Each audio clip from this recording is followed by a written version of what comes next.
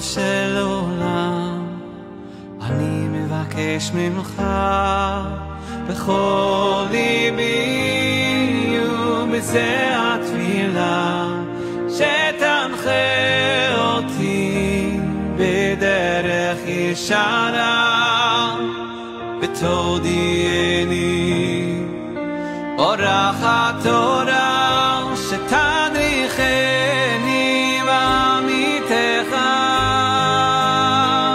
היי וזכר לי לבני ביתי לעבוד אותך באהבה ויראה, אני מבקש ממך.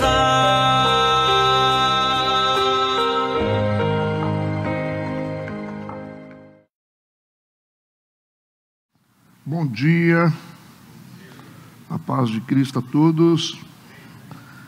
Vamos continuar o nosso estudo, segundo livro de Samuel, capítulo 3 hoje. Amém? Vamos lá? Segundo livro do profeta Samuel, capítulo 3. Vamos orar.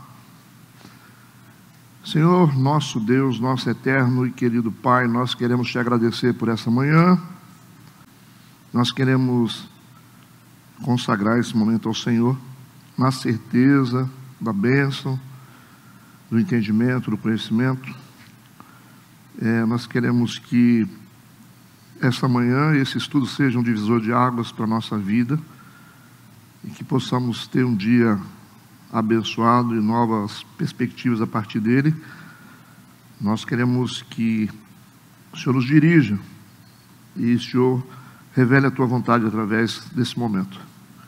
Nós queremos consagrar tudo ao Senhor em nome de Jesus. Amém e amém. Versículo 1. Houve uma longa guerra entre a casa de Saul e a casa de Davi, porém Davi ia se fortalecendo, mas os da casa de Saul se iam enfraquecendo. E a Davi nasceram filhos em Hebron, e foi o seu primogênito Aminon, de Ainoã, a Jisreelita. E seu segundo, Quileabe, de Abigail, mulher de Nabal, o Carmelita. E o terceiro, Absalão, filho de Maaca, filho de Talmai, rei de Gesur. E o quarto, Adonias, filho de Agite. E o quinto, Cefatias, filho de Abitai. E o sexto, Itreão de Eglá, também mulher de Davi. Esses nasceram Davi em Hebron. E havendo guerra entre a casa de Saul e a casa de Davi, sucedeu que Abner se fez poderoso na casa de Saul. E tinha tido Saul uma concubina, cujo nome era Rispa, filha de Aiai, e disse Isbosete a Abner: por que possuíste a concubina do meu pai?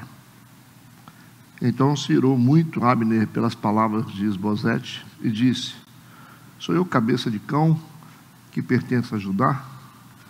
Ainda hoje faço beneficência à casa de Saul, teu pai, a seus irmãos, a seus amigos, e não te entreguei nas mãos de Davi. E tu hoje buscas motivo para me acusar por causa da maldade de uma mulher. Assim faça Deus a Abner e outro tanto, se como o Senhor jurou a Davi, assim eu não lhe fizer, transferindo o reino da casa de Saul e confirmando o trono de Davi sobre Israel e sobre Judá, desde Dan até Berseba. E nenhuma palavra podia ele responder a Abner, porque eu temia. Ok, gente, vamos continuar, né? Nós estamos ainda nesse plano de consolidação do reino de Davi. Davi, ele está subindo ao trono, né? Ganhando credibilidade no meio do povo de Israel, porque em Judá ele já tem autoridade. E depois da morte do Saul, ele tem esse desafio de convencer o povo de que ele realmente é o homem que pode reinar entre as duas áreas, ou os dois reinos, né? Judá e Israel. Então vamos dar continuidade nesse plano de consolidação. Vamos também aprender sobre o comportamento do Davi aqui. Davi é uma incógnita, né? O Davi é um cara que quando aparece a oportunidade para ele começar algo na vida dele, diante de Deus, ele começa a tomar algumas decisões que começam a comprometer o futuro dele. Então, assim, nada do que aconteceu com Davi foi por acaso. A gente conhece os desdobramentos, né, das guerras que ele enfrentou, as lutas que ele enfrentou. Nada aconteceu por acaso. Às vezes as pessoas falam, poxa, como que Deus provou Davi? A gente não pode nem usar esse termo, Deus provou as pessoas. Acho que a gente que entra na prova, né? Deus, ele faz a prova cooperar para o nosso bem. Mas quem cria a prova somos nós mesmos. Nós que cavamos problemas, nós que enveredamos por caminhos que trazem consequências para a nossa vida. Então é importante a gente pensar assim, porque a gente às vezes gosta de colocar na conta de Deus, né? As pessoas dizem assim, está acontecendo comigo, por que está acontecendo comigo? Pois é, mas a gente não gosta de olhar para trás, né? Não gosta de olhar para o passado, no cenário de morte que nós mesmos criamos, né? Às vezes você toma decisões erradas, você faz coisas sem consultar Deus, você não ouve conselhos, né? E por aí vai. Então tem muita coisa, e é um percentual altíssimo de coisas e consequências que acontecem com a gente e que são resultados das nossas escolhas, ok? Tudo bem? O versículo diz, e houve uma longa guerra entre a casa de Saul e a casa de Davi.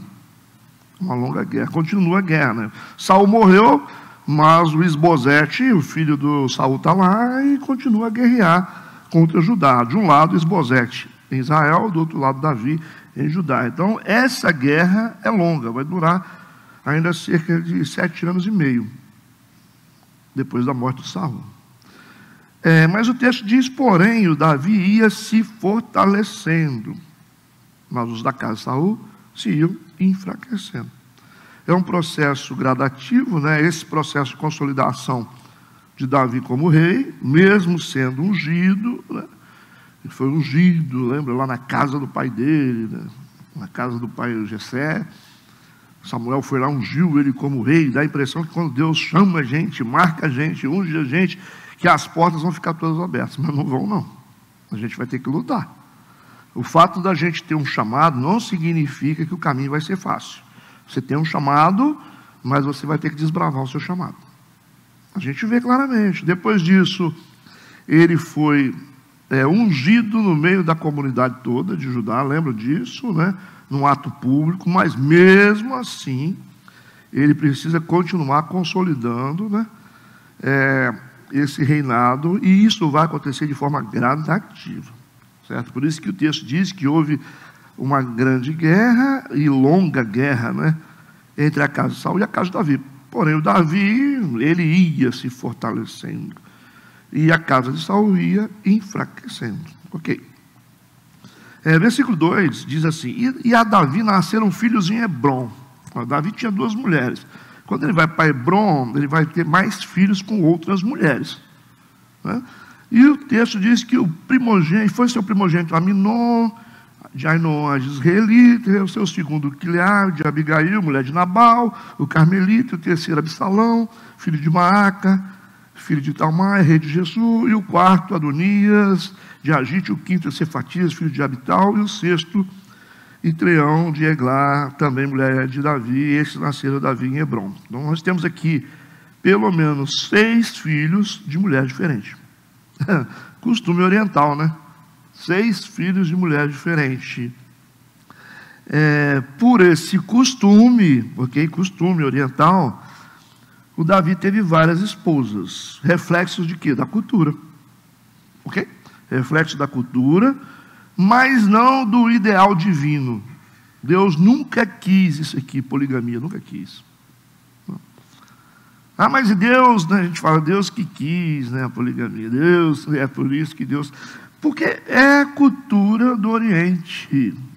Várias esposas. Ok? Algumas esposas oficiais, que são as esposas com direito total, e as concubinas, que são mulheres com direitos inferiores, né? As concubinas aqui, elas eram usadas, tinham as concubinas, número 1, para poder registrar diante da sociedade que você tinha poder. Quanto mais mulheres você tinha, isso significa que você tinha um custo mais alto, operacional, né? Você com um monte de mulher, E ir para a comunidade, você tinha muito poder, era um cara de poder aquisitivo. Então, por isso que eles tinham várias mulheres, para terem muitos filhos, e para a questão sexual, simplesmente, as concubinas. Na verdade, o cara nem dava conta disso tudo, isso é só coisa de cultura mesmo, né? Você vai arranjar um problema. O Salomão, ele tinha 700 mulheres, 1000, né, no total, 700 oficiais, mais 300 concubinas, você tem 1000 mulheres. Humanamente falando, acho que tem mulher que ele nem via, vai passar por lá, né? Não tem lógica isso, né? É uma questão cultural na época, para poder consolidar poder, para mostrar que você tinha alguma coisa, mas logicamente que não tinha nenhum tipo de vínculo direto com todas essas mulheres. Isso é claro, humanamente falando, né? Talvez tinha também, mas muito superficial. Entenderam isso?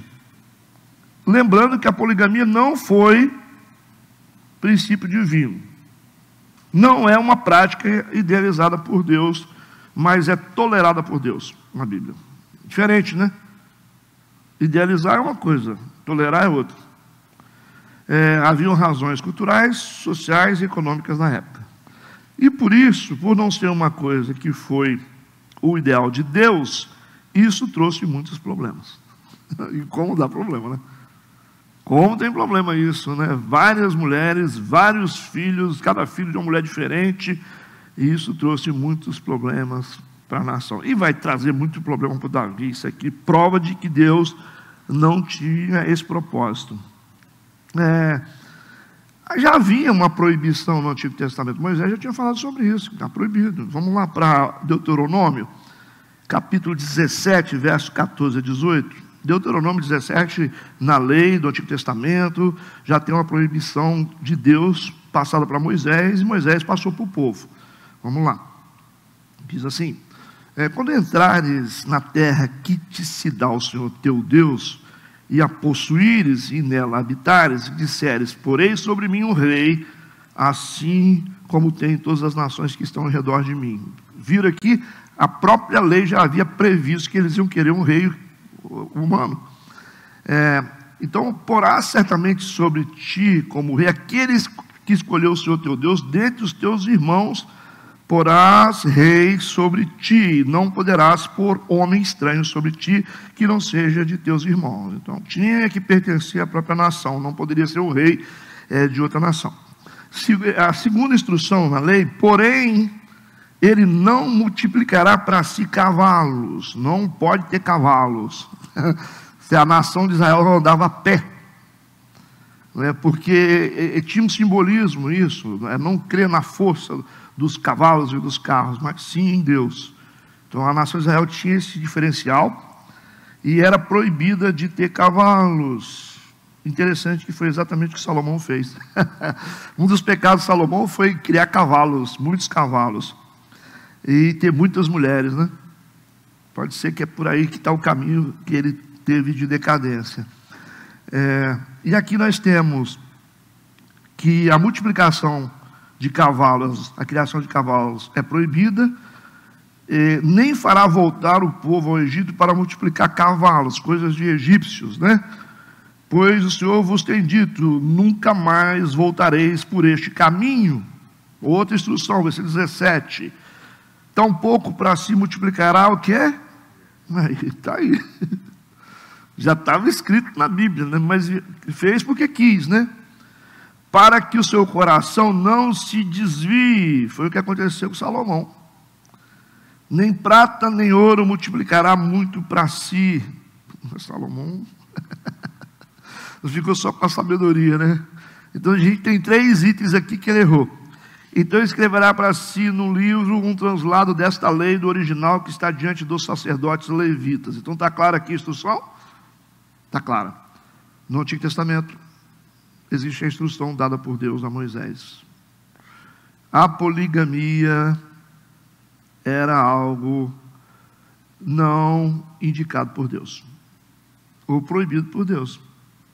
Mas por questões culturais, por causa das associações com os povos vizinhos e estrangeiros, isso começou a acontecer, o fenômeno começou a acontecer. Aí o que Deus fez? Ou Deus mata todo mundo, ou Deus começa a conceder, né, igual a questão do divórcio, né? Biblicamente, o divórcio era proibido, mas por causa da dureza do coração do homem, e porque as mulheres eram discriminadas na questão do divórcio, que o homem sempre arranjava alguma mentira para contar uma testemunha falsa, para dizer que a mulher traiu, foi aberta uma carta, foi dada carta de concessão,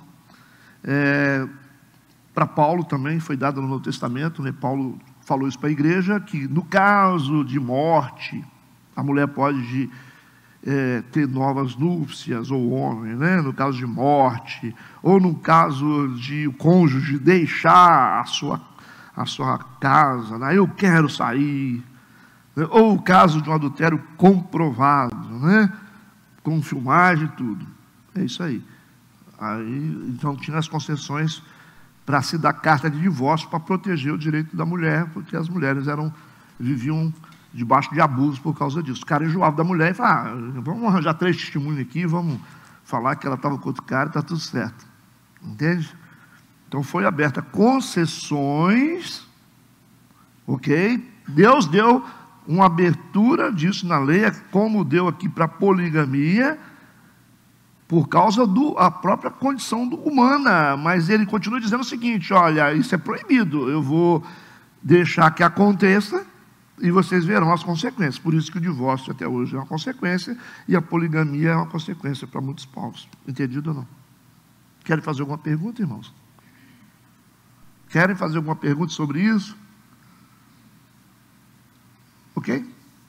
Pastor, mas o senhor não sabe. Eu não sei. Não sei mesmo. Não sou eu que convivo com ela, não sou eu que convivo com ele. Mas o que está dizendo a Bíblia aqui, que há uma proibição. Mas se for para fazer, faça. Mas saiba que vocês vão sofrer dano. Não da minha parte, mas da parte de vocês mesmos. É isso. E sempre é traumático. Não é verdade? É sempre traumático. Não adianta, é traumático.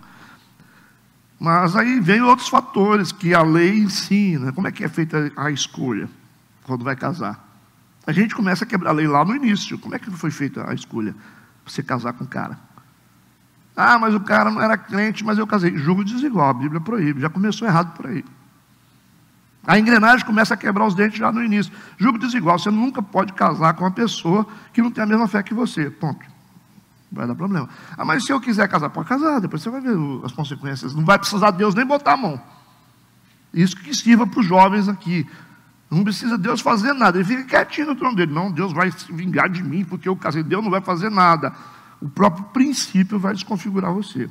Vou fazer porque eu não dou conta. Não dá conta, né? Até para namorar você tem que... Aliás, namoro foi inventado por nós, né? Não existia namoro na Bíblia. Casamento, cara. Você tem a mesma fé que eu? Você tem o mesmo Deus que eu? Então a gente vai dar certo. Se der errado, a gente conversa com o líder tribal, a gente se coloca na nossa posição de novo. Tudo certo. Se hoje a gente fizesse isso, vou casar com um cara, se for crente, se a mulher for cristã mesmo, que anda com Deus e respeita o princípio. Beleza. E quando tiver um problema no casamento, o que a gente faz? A gente leva o caso para o sacerdote. Estava tudo certo o casamento. Não tinha problema. O cara ia ter que obedecer o princípio, a mulher ia ter que obedecer. Às vezes tem intolerância, falta de empatia, falta de respeito, desonra misturado. Gente que não respeita o direito um do outro, a gente vai quebrando tudo. Então nós somos responsáveis por esses problemas todos. Deus não tem nada a ver com isso. Está claro isso ou não? Então cada um com seus problemas. Nós inventamos moda, nós escolhemos sem direção, a gente vai porque a gente gosta. A gente gosta, eu gostei do cara, eu gostei da mulher, eu quero. Mas o que a lei diz? O que a Bíblia diz? O que a igreja fala sobre isso? Mas a igreja... Então, tá certo, pode seguir. Lá na frente, você vai ver o que vai acontecer. Está entendido? Você pode usar seu eletrodoméstico do jeito que você quiser. Mas o manual diz que tem que usar de um jeito. Pastor, mas era para durar 10 anos, durou 1. Pois é, né? Se tivesse seguido o manual direitinho... Tudo bem aí ou não? É o tipo de coisa que requer algumas perguntas. Podemos seguir ou vocês querem fazer perguntas?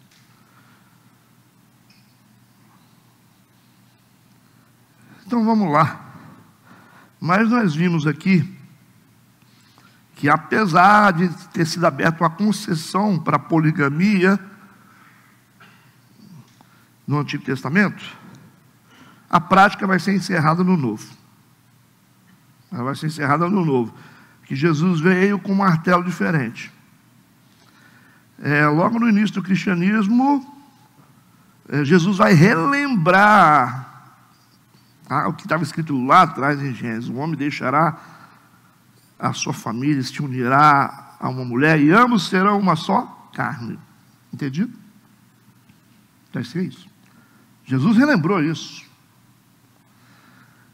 E isso se estende pelas cartas de Paulo. Se estende. Tanto para a igreja de Corinto, como para Timóteo. A gente sabe disso. Você nunca vai ver poligamia acontecendo ali no Novo Testamento, no meio da igreja. Está proibido. Porque já se chegou à conclusão que era um problema. A mesma situação do incesto, que era comum, era proibido o incesto, a relação entre parentes próximos, e havia relação, aí abre-se o direito de concessão no Antigo Testamento, do incesto, mas isso começa a trazer problemas morais, espirituais, psicológicos, aí o incesto se torna uma coisa proibida depois, por causa do problema. E é proibido, e até hoje a gente tem consequência, né, de parentes próximos, irmão com irmão. O que acontece? O que pode acontecer? Tudo bem isso aí? Entendido? Então a Bíblia ela é muito correta, né? No versículo 6,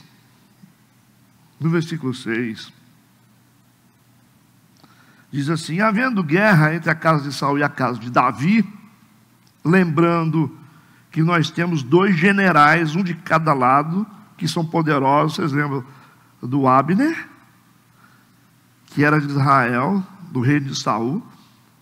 Mesmo depois de morto, que o Isbosete assume, ele continua ali liderando o exército. Do outro lado nós temos o Joabe, que é o líder militar do Davi. Tudo bem, esses caras são poderosos, tá? Pode ter até posição de rei, mas quem comanda é o líder militar. Então, havendo guerra entre a casa de Saul e a casa de Davi, sucedeu que Abner se fez poderoso na casa de Saul. Se fez poderoso. Por quê? Porque ele era o líder militar. E ele começa a se fortalecer na casa de Saul, principalmente porque Isbosete era um rei fraco. Foi o Abner que legitimou Isbosete como rei, lembram? E aí o Isbosete começa a perceber que o poder do Abner começa a ultrapassar algumas fronteiras. Ele está crescendo demais esse cara. A gente tem exemplo de Roma. Por que os imperadores eram tão poderosos? Eram poderosos por causa do comando militar que eles tinham. Os romanos eles eram leais demais ao Império Romano, porque considerava Roma como um deus. Então eles tinham muito medo de serem infiéis. E eles tinham outras vantagens, né? Os soldados romanos, os centuriões, né? Eles tinham muito poder, porque o imperador dava muita riqueza para eles, muitas terras. E a deslealdade, ela era cobrada a nível de ferro mesmo. Então, o soldado romano, ele tinha uma fidelidade, ele matava, ele fazia tudo que o imperador mandava. Lembra que os imperadores, a maioria eram loucos, né? A maioria eram loucos. Você vê um Calígula da vida, é um cara que fazia loucura, e tudo respaldado pelo exército romano. Vocês lembram disso? Por isso que havia muita fidelidade militar aos imperadores. E os líderes, os imperadores, poderiam até ser fracos moralmente, como Nero era, mas o poder militar, a gente tinha, por exemplo, em Roma, a chamada guarda pretoriana, que era a guarda, o exército de elite dos romanos, a guarda pretoriana. Os caras faziam o que fosse necessário para proteger o imperador. Era uma questão que envolvia facilidade para a vida deles, muita riqueza, questões espirituais. Eles tinham muito medo de enfrentar o imperador, que era o representante dos deuses deles, os Césares. Então, Roma, ela se consolidou por causa disso.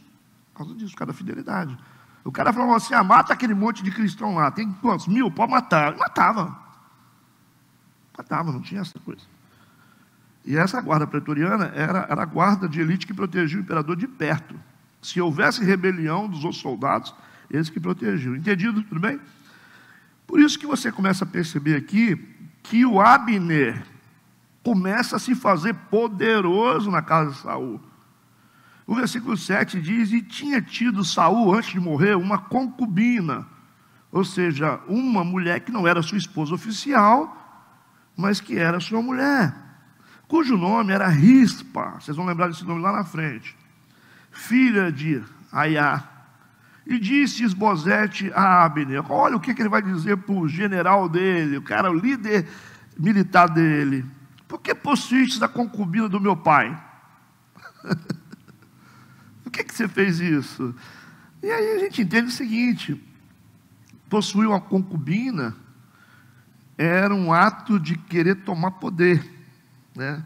Porque a concubina, ela não tinha um papel oficial de esposa, mas ela tocar numa concubina de um rei significava que você queria se envolver numa área de poder do rei, né?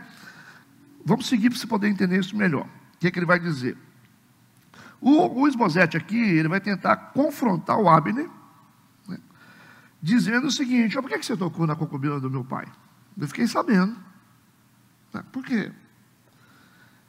Ele está confrontando o Abner porque ele sabe que esse ato de tocar numa mulher do rei era um ato de usurpação de autoridade.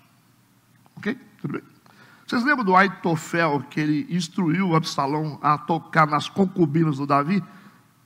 Se você quer mostrar seu poder, ele falou assim, se deita com as concubinas dele, você vai ver. A nação vai ver que você está tomando poder. Entenderam por quê? Então a gente percebe o seguinte, que o Abner aqui, se realmente ele tocou na concubina, do Saul, ele não queria só poder militar. Ele queria legitimidade real, se for verdade. Mas aparentemente não é verdade isso, é uma conversa fiada.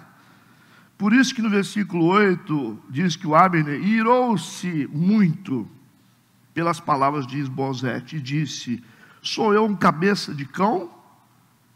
Ele disse, eu sou da tribo de Israel, não sou da tribo de Judá, porque eram inimigos. Ele disse, eu sou algum retardado, um doido, eu estou fazendo a mesma coisa que os inimigos fazem.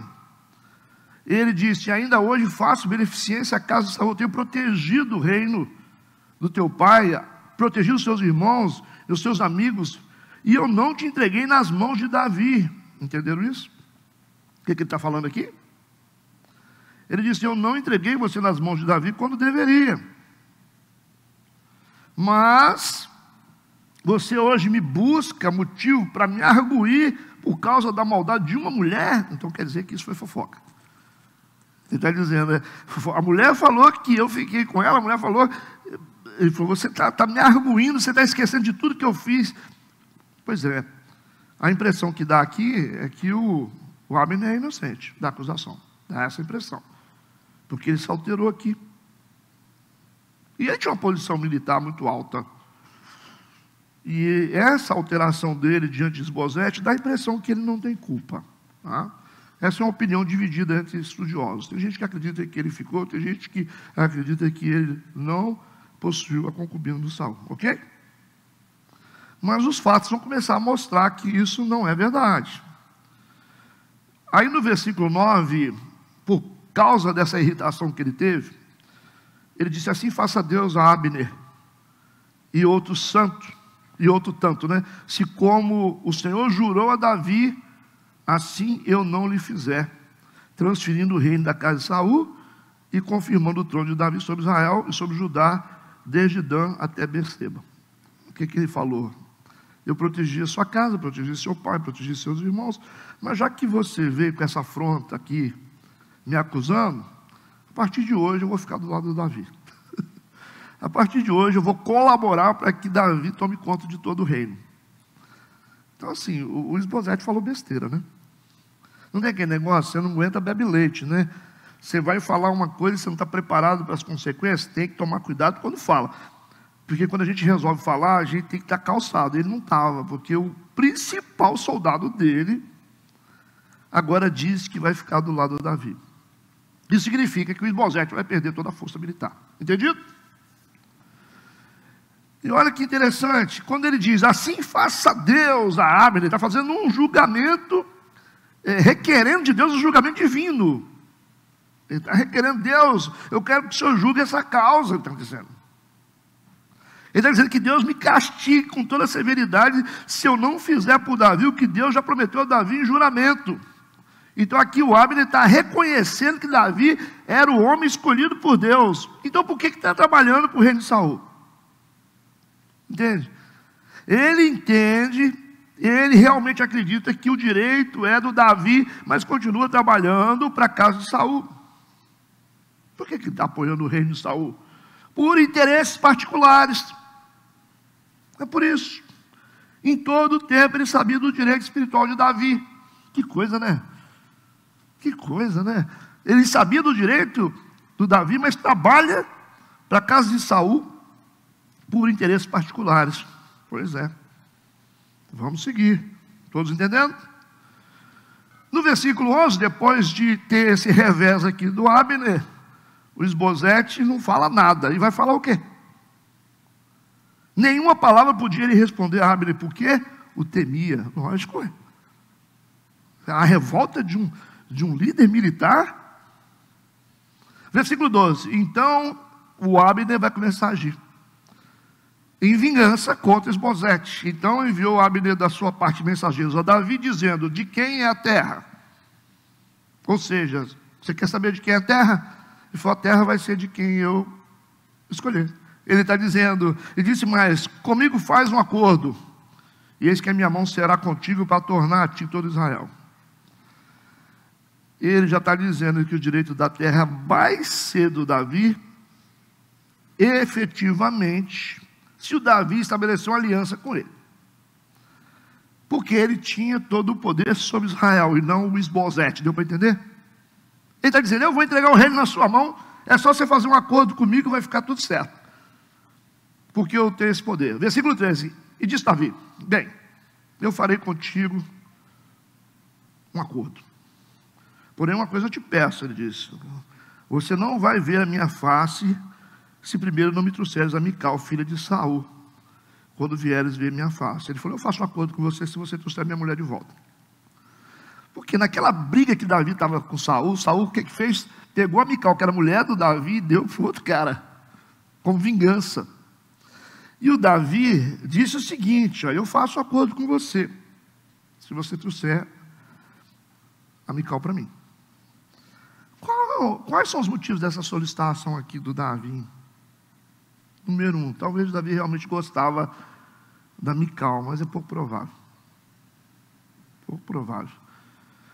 Mas pode ser que ele tinha um afeto por ela, por isso ele queria ela, mas envolve muito mais coisa nisso. O Davi precisava ter a filha de Saul dentro do acampamento. Para quê? Para ajudar a alinhar, né, o coração das tribos do norte com ele. Porque veja bem, se ele está com a filha do rei, significa que ele tem direito às duas regiões, tanto o norte e sul, Judá e Israel. Então a estratégia dele aqui é muito mais política do que emocional. Entenderam isso? É por isso que ele quer trazer a Mical para o acampamento, para que o povo veja ela. Está vendo lá? O povo de Israel está vendo, a Mical está com ele, então significa que ele tem direito. Entenderam isso? Entenderam? Tudo bem? Então, no versículo 14, diz que Davi enviou mensageiros a Esbozete, que é o rei, mas depois do aval do Abner. Ele envia mensagem formal, agora tem que formalizar o pedido, dizendo, dá-me minha mulher Mical, que eu desposei por 100 prepúcios de filisteus. Para ele conquistar essa mulher, ele teve que matar. A proposta era 100, ele matou muito mais de 100 filisteus cortando o prepúcio, né? Eu não preciso falar não o que é, né? Tudo bem. Então Davi envia uma mensagem formal, depois disso ser acordado com Abner, porque se ele não faz isso, ele não teria um resultado bom. Porque o Abner não ia deixar, mesmo que o Isbosete quisesse, entenderam? No versículo 15 e 16 diz: enviou Isbosete e tirou-a do seu marido. Puxa vida, que coisa, hein? O cara estava casado já há tempo com a mulher. O Isbosete, depois da carta do Davi, ou da mensagem de Davi, ele vai lá e arranca ela do seu marido, o tal do Paltiel, filho de Laís. Ia com ela, seu marido, caminhando e chorando atrás dela até Baurim. Que tristeza isso, hein? O cara gostava da mulher, viu?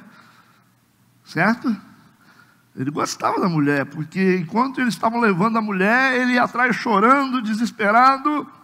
E então o Abner, que é o poderoso, disse para ele: vai-te agora e volta. Volta.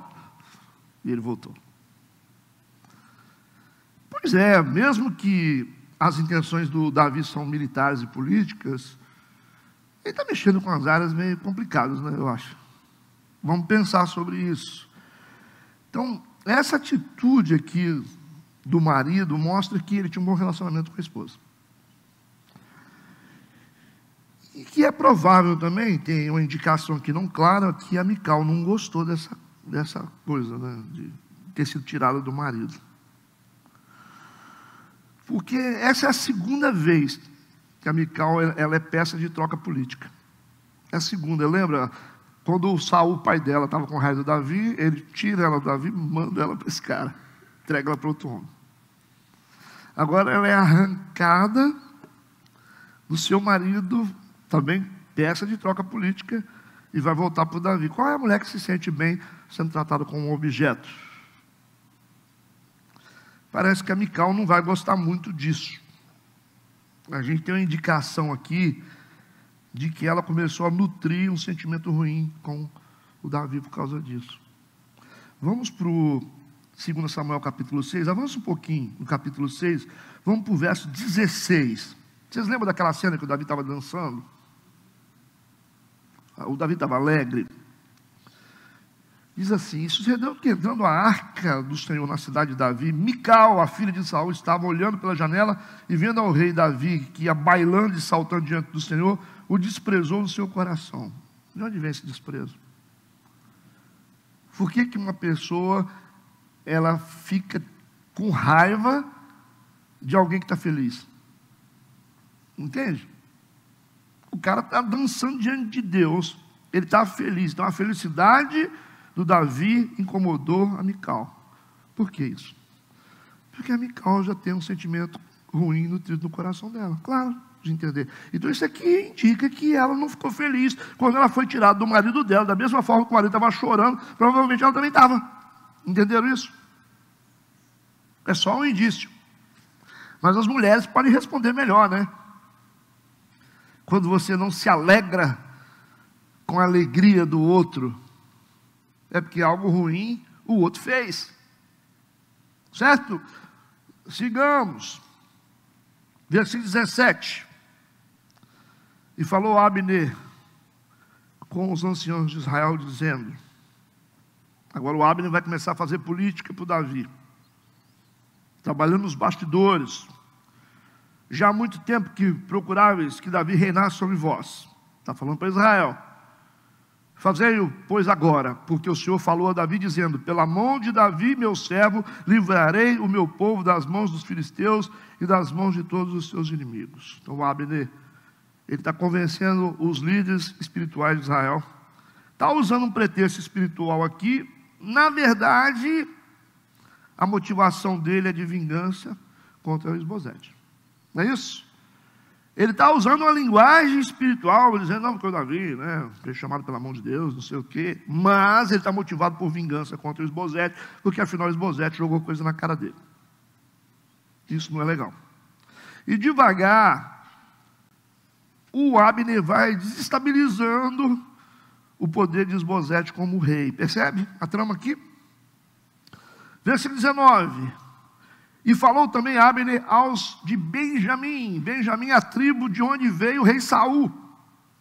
Essa tribo odiava o Davi, foi a tribo que mais teve problema com o Davi, enfrentou o Davi, e ele tem que convencer essa tribo também. Foi também Abner aos benjamitas,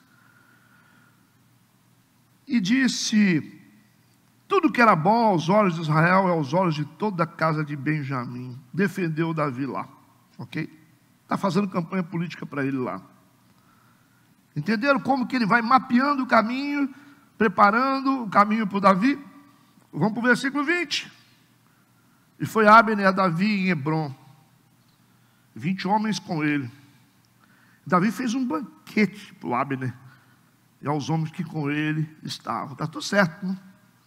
Está tudo certo. A atitude do Davi não me traz conforto espiritual, não. Não traz conforto espiritual por quê? Porque o Davi, ele está estabelecendo o reino dele debaixo de uma motivação de vingança do Abner contra Esbozete. Tem muita treta envolvida aqui nesse processo. Muita treta envolvida nesse processo.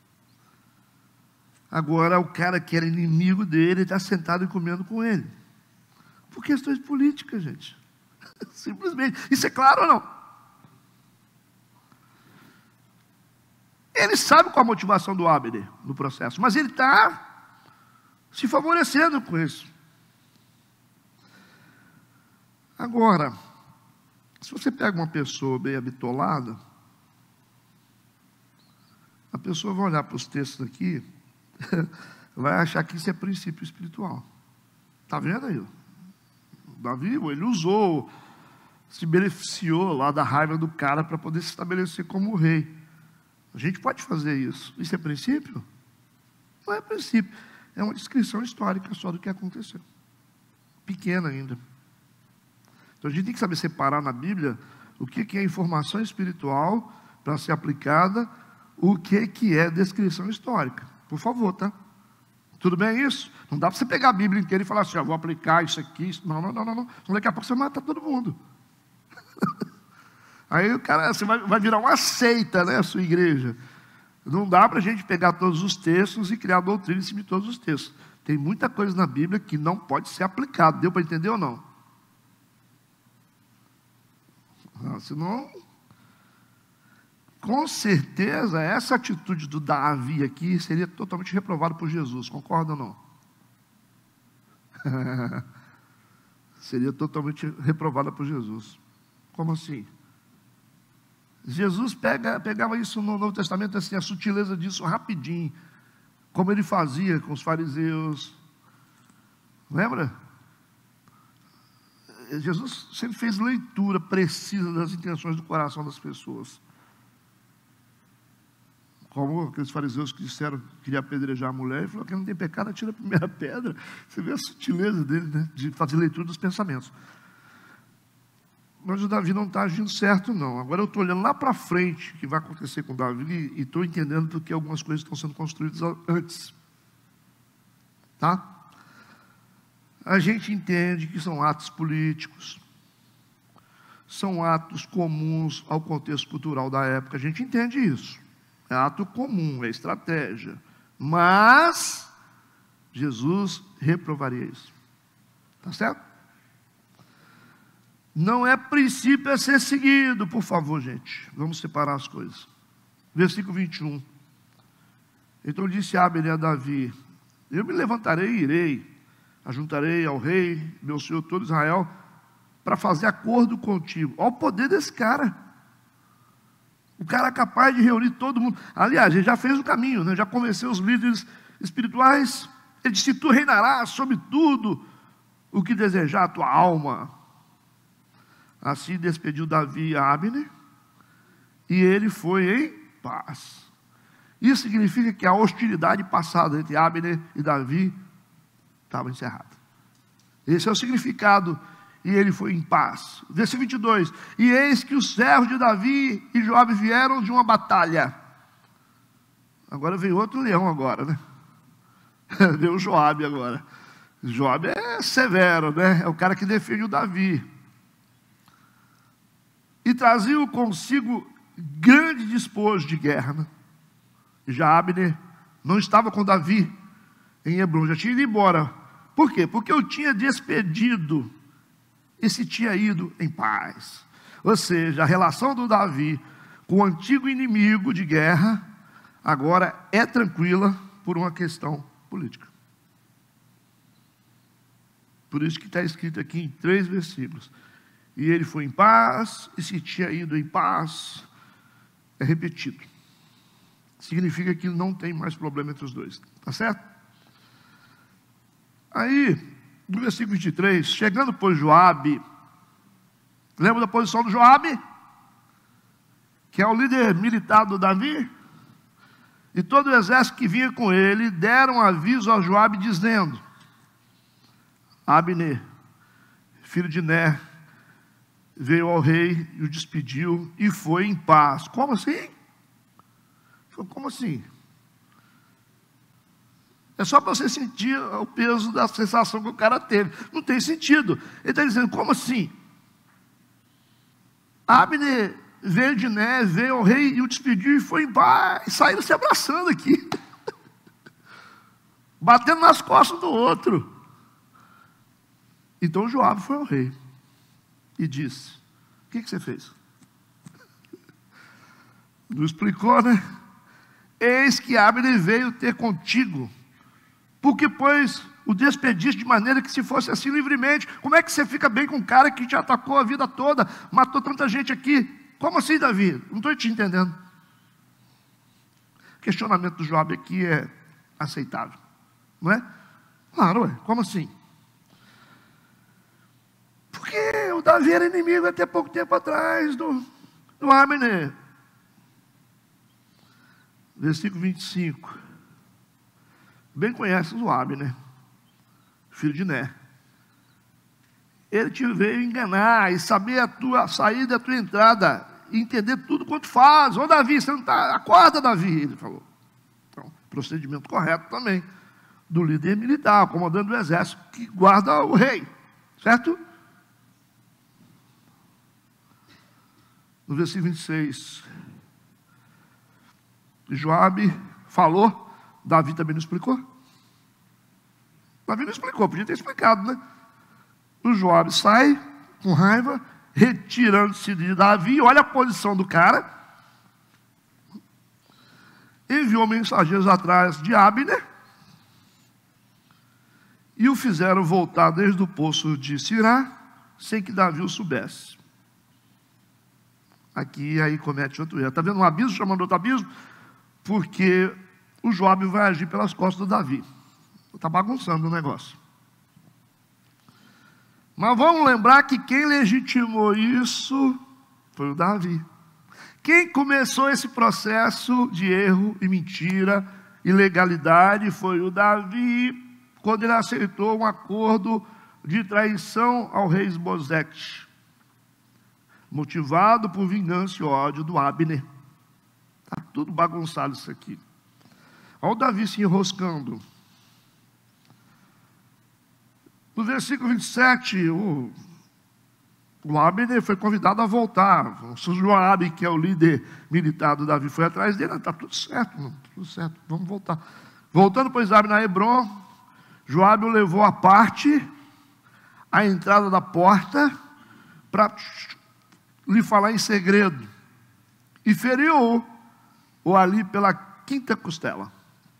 É só uma linguagem simbólica de um lugar fatal, nessa região aqui próximo do coração. Ele sabia exatamente o lugar fatal, próximo da 5ª costela, onde atingiu os órgãos e o coração ao mesmo tempo. O cara morria, não tinha chance. E morreu por causa do sangue de Azael, seu irmão. Tinha uma treta aqui. Teve uma guerra passada entre Israel e Judá, que o Abner tinha matado o irmão do Joabe. Ele falou: ó, quando tiver chance eu te pego. Entenderam isso? E aqui ele estava esperando a oportunidade para se vingar e se vingou. Então vocês perceberam como que a coisa está bagunçando aqui? Versículo 28. O que depois, ouvindo Davi isso, disse: inocente sou eu e o meu reino para com o Senhor, para sempre do sangue de Abner, filho de Ner. Por que ele está falando isso? Por que ele está falando isso em voz alta? Por que ele está falando isso publicamente? O que vocês acham? Que ele é inocente. Ele está com medo da mão de Deus ou ele está com medo de perder a influência política sobre Israel? B. Percebe? Ele estragou tudo. O cara que estava fazendo minha campanha, você matou o meu cabo eleitoral. É isso. Estava tudo certo. Você vai lá agora e vão botar na minha conta, está dizendo. Quem é que vai acreditar que o Joabe matou o cara por matar? Vão acreditar que eu mandei matar. Acabou agora. Os reis vão ficar separados, não vou ser líder mais de Israel. Essa expressão aqui, essa fala do Davi, ele disse: inocente sou eu, e o meu reino para com o Senhor, para sempre do sangue de Abner, filho de Ner. Ok. É uma fala política. Entendeu? Tinha política nessa época, hein? E no versículo 29, ele vai melhorar ainda, a defesa dele. Ele vai melhorar a defesa dele. Porque diante da população, ele vai ter que se expressar como um cara que é inocente. E ele vai até os limites para poder provar a inocência dele, para não deixar dúvida. É o cara que pega a criança no colo, beija, entendeu?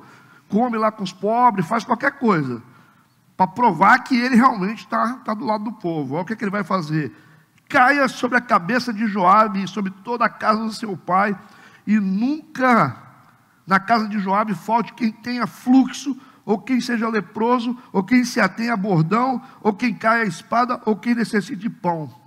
Ele jogou uma maldição de cima do Joabe. Ele está dizendo aqui que na casa de Joabe sempre vai haver alguém que tenha fluxo, leprosos, quem se atenha a bordão é aleijado, o cara que anda com bordão assim, com a bengala, ou que cai a espada, ou que necessite de pão. Ele falou: tem que ter gente miserável na família dele agora. Jesus aprovaria isso? Acho que não, né? Estranho, né, a atitude do Davi? Vocês estão entendendo que o Davi não é tão inocente? Na história do Davi, ele não é tão inocente como parece. Por isso que aquilo que o Davi passou com Saul não é 1% do que ele vai passar com a família. Porque a maioria dos salmos foram escritos quando Davi estava sendo perseguido pelo seu próprio filho. Ele vai viver um inferno. Ele vai experimentar o vale da sombra da morte. Então, a gente percebe que nós não somos inocentes de muitas coisas que acontecem com a gente. Porque nós não olhamos para a história. A gente só vê as coisas boas. O cara escreveu salmo, o cara, coitado, né? Mas é uma construção de iniquidade o tempo todo aqui. Essa maldição é tão grave que ele lança sobre a casa de Joabe, porque é um desespero para que ele não perca o poder sobre Israel, que já estava sendo construído.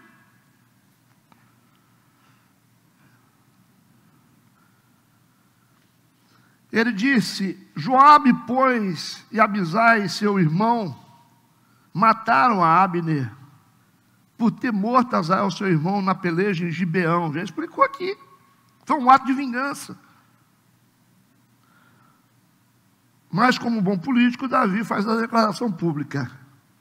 Está negando o envolvimento dele no assassinato, a ponto de lançar uma maldição severa e grave sobre a vida do Joabe aqui. Que para o Davi, a morte do Joabe não foi apenas um ato de traição do Joabe, mas um golpe na esperança dele de unificar a nação que estava sob o controle dele, a nação que ele estava começando a controlar, entende? Ao amaldiçoar Joabe, ele vai se distanciar do crime e mostrar ao povo a sua inocência, entendeu? É um ato político. E é uma expressão de raiva também diante da violência descontrolada do Joabe. O Joabe era extremamente violento, ele e os irmãos. Por que o Davi não puniu o Joabe? Vai mexer com o cara que é o capitão do exército dele. Como é que vai ver? Né? É igual o rei da Síria querer punir o Naamã. Como é que faz? Não tem como tocar nesse cara. É como o presidente querer tocar no general 5 estrelas do exército. Não tem como, irmão. Entenderam isso? Então o Davi está numa situação complicada. Ele vai ter que fazer política com o Joabe, porque o Joabe é muito mais violento do que o Abner. E vai ter que fazer política com o povo. Até então não vi ele orar nenhuma vez aqui. Senhor, o que eu faço? Tudo bem? Podemos seguir? Estamos quase no final. Versículo 31. Diz, pois, Davi a Joabe e a todo o povo que com ele estava. Lógico, ele não chamou Joabe no canto do quarto para conversar com ele, para explicar para ele: você fez a coisa errada, está um negócio tudo armado aqui, você não chamou. Aí publicamente ele vai falar para o Joabe: rasgai as vossas vestes, Joabe. O povo olhando. Ao mesmo tempo, Joabe também não podia fazer nada contra o rei, porque havia uma instituição espiritual do Davi como rei. Então é uma loucura. O general não pode fazer nada contra o Davi, e o Davi não pode fazer nada contra o general dele. Eu estou falando do general, eu só estou dando patentes para ele, tá? Não quer dizer que é isso, só para dizer que ele está na posição alta. Ele disse: rasgai as vossas vestes agora, cingi-vos de saco e ide pranteando diante de Abner. E o rei Davi ia seguindo o féretro. Aí foi enterrar o cara. O Joabe foi também no enterro, assim, cara feia. O Davi falou assim: você tem que rasgar suas vestes, você matou o cara, você não sei o quê. Aí o pessoal tudo olhando, né? Eu acho que o Joabe esperto, mas está certo, Davi, mas está feito, né? Então, o Joabe, né, não foi punido pelo Davi nesse momento, porque o Davi também tinha medo dele. E o da próprio Davi vai dizer aqui depois, vocês vão ver no texto aqui, que eles eram violentos demais para a época. E o Davi não pode se enfraquecer militarmente. Tudo bem até agora? Versículo 32. E sepultando Abner em Hebrom, o rei levantou a sua voz e chorou junto à sepultura de Abner, e chorou todo o povo. O gesto pode envolver várias coisas, pode ser uma tristeza pelo fato do cara ter morrido de forma trágica e traiçoeira, desonrosa, porque ele era um soldado. Pode ser. Pode ter sido também como um insulto contra a autoridade do Davi, a autoridade dele como um cara que tinha uma patente alta. Mas, principalmente, esse choro público tem uma intenção política. Entendido? E eu acho interessante, eu entendo agora por que o Joabe ficou vivo. Deus vai precisar dessa energia dele para o futuro. Vocês lembram para que vai servir? Hã? Quem lembra? Absalão. Absalão tinha uma energia igual a do Joabe, mas o Joabe vai ser o único que vai enfrentar o Absalão, porque o Davi ficou covarde diante do irmão, diante do filho, né, da traição do filho. E se Joabe não tivesse naquela época presente, Davi estava morto. Lembra da história? Então, Deus dá ponto sem nó? Não dá, né? Faz com que as coisas cooperem. Vai fazer o quê? É um cara necessário ali, né?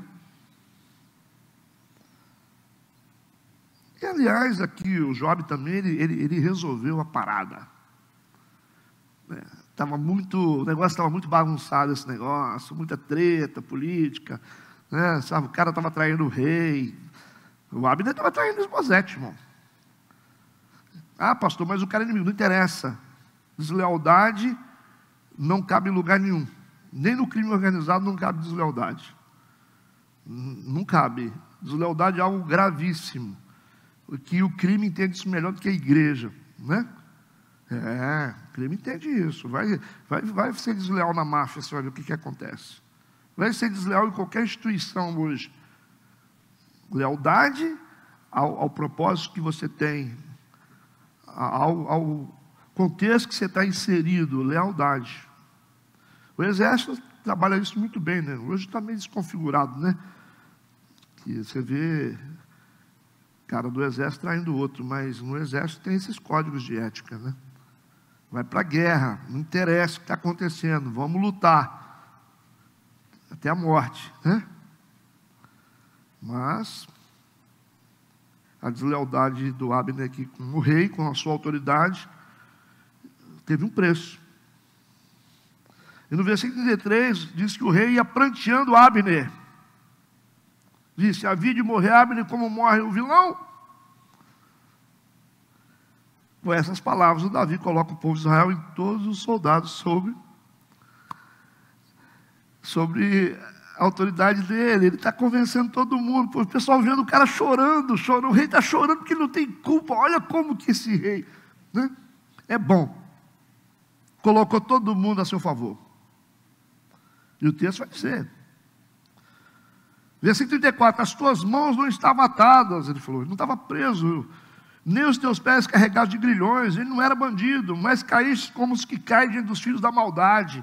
Então todo o povo chorou muito mais por ele. Vai vendo. Como é que move a mente da massa, né? Como que o teatro consegue mover as massas, cara? Tanto no campo político como no campo da igreja. Como que na igreja isso também é fácil para alguns líderes fazer movimentos emocionais para convencer as pessoas de uma mentira que vira verdade. Não é? Eu estou sentindo que nada, conversa fiada. Te amo tanto, meu irmão. Mas nada, você falou mal de mim ontem. É isso. Tudo feito em público. No secreto não acontece nada. Tem que ser no secreto, né? Versículo 35. Depois todo o povo veio fazer com que Davi comesse pão.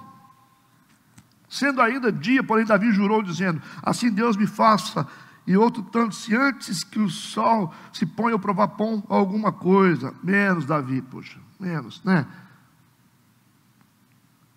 Afinal, o Abner não era um cara tão importante assim para você, né? Por favor, né?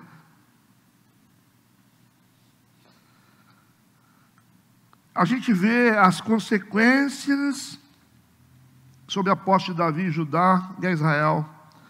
Elas se tornaram mais difíceis com a morte do Abner. Mas, depois desse luto do rei aqui, desse discurso público, todos começaram a confiar no Davi. Versículo 36 e 37. Deus está lá de cima só olhando. Versículo 36. O que todo o povo, aí, entendendo, pareceu bem aos seus olhos. Assim como tudo quanto o rei fez, pareceu bem aos olhos de todo o povo.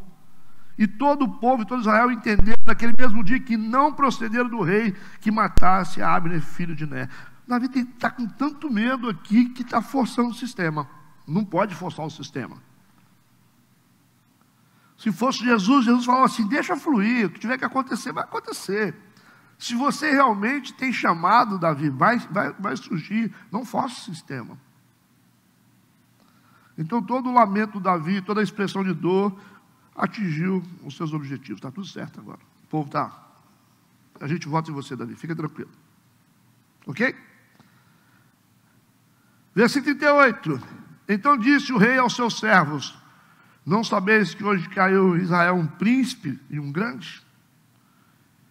Que eu hoje estou fraco, ainda que ungido rei. Estes homens, filhos de Zeruia, são mais duros do que eu. E aqui ele está dizendo que Joabe e os irmãos são altamente perigosos. E ele disse: o Senhor pagará ao malfeitor conforme a sua maldade. Davi tem tanto medo de imputar sobre o Joabe uma sentença, como o rei poderia, mas vai mexer com o líder do exército, que ele fala: sabe uma coisa, eu prefiro entregar na mão de Deus. É legal o que ele falou aqui, não é? Porque o Davi reconheceu a impotência dele diante do poder militar do Joabe. Por isso que ele prefere entregar a cargo de Deus a vingança. Isso aqui, teoricamente, é certo. A gente tem que entregar para Deus a vingança. Só que o Davi falou que entregou para Deus, mas não entregou. Esse que é o problema. Ele falou que ia entregar para Deus, mas não entregou. Por que não, pastor? Porque ele vai depois no leito de morte dele, que o Salomão vai assumir o poder, ele vai falar: Salomão, tem um serviço que eu quero que você faça para mim, apertar. Tempo que eu estou guardando isso aqui no meu coração. Eu não estou forçando a Bíblia, não. Vamos lá, 1 Reis, capítulo 2. 1 Reis, capítulo 2. Olha o que ele vai fazer. Versículo 5. 1 Reis 2, 5.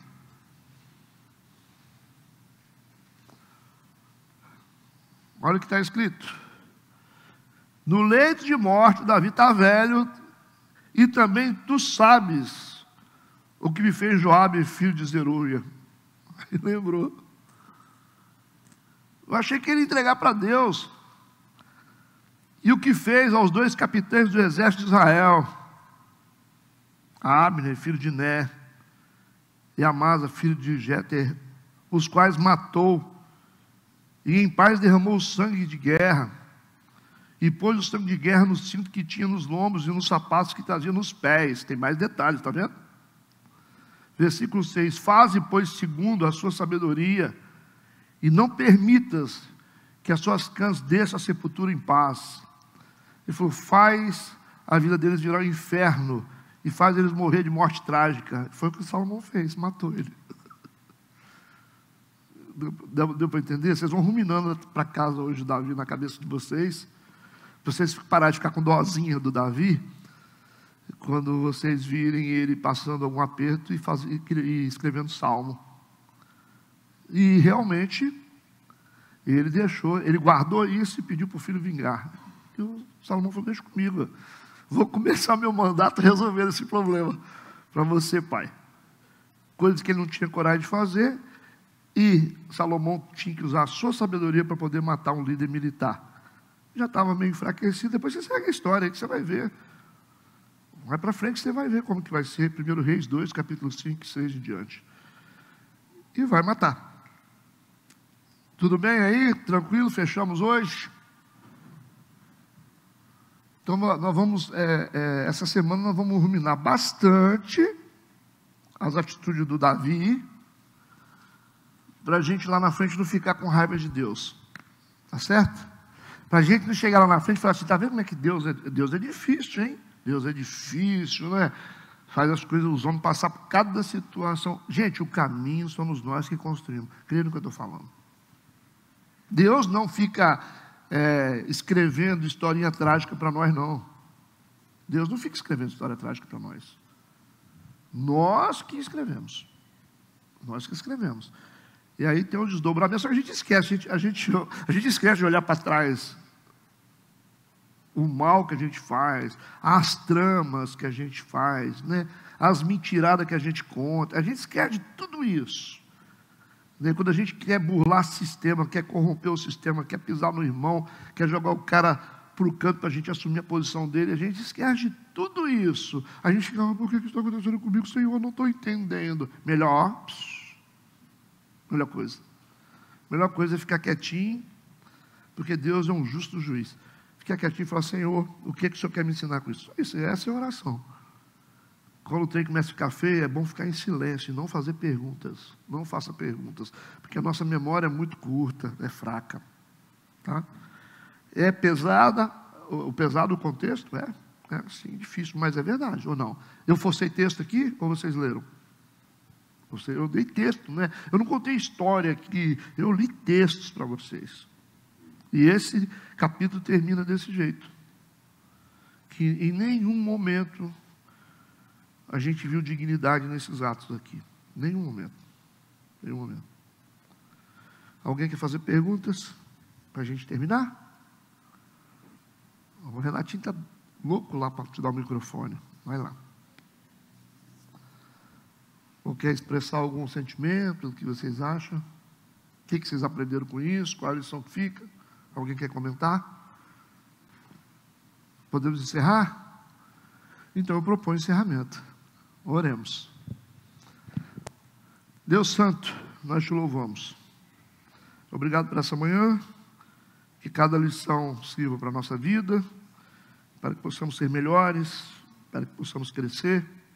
Em nome de Jesus Cristo, nós pedimos um dia de paz, um dia de bênção, um dia de prosperidade, um culto abençoado logo mais à noite. E nós pedimos isso em nome de Jesus. Amém e amém.